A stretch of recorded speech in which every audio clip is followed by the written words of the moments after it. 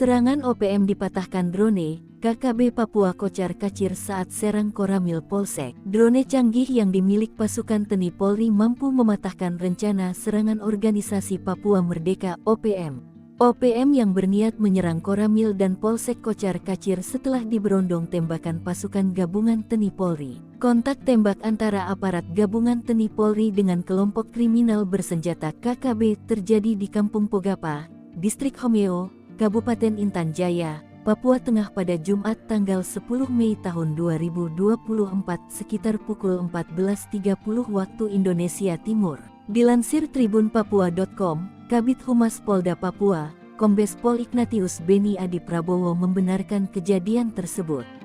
Saat itu petugas mendapat informasi KKB wilayah Intan Jaya akan melakukan penyerangan ke Polsek dan Koramil. Sekitar pukul 14.20 waktu Indonesia Timur, aparat gabungan TNI Polri menerbangkan drone untuk melakukan pantauan udara.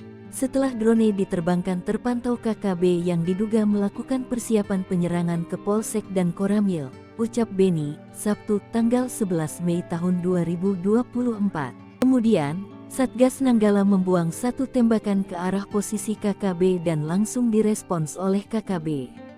Kontak tembak pun terjadi. Sementara itu, Kapolres Intan Jaya AKBP Afrizal Asri mengatakan, saat ini aparat gabungan bersiaga guna mengantisipasi terjadinya aksi gangguan keamanan.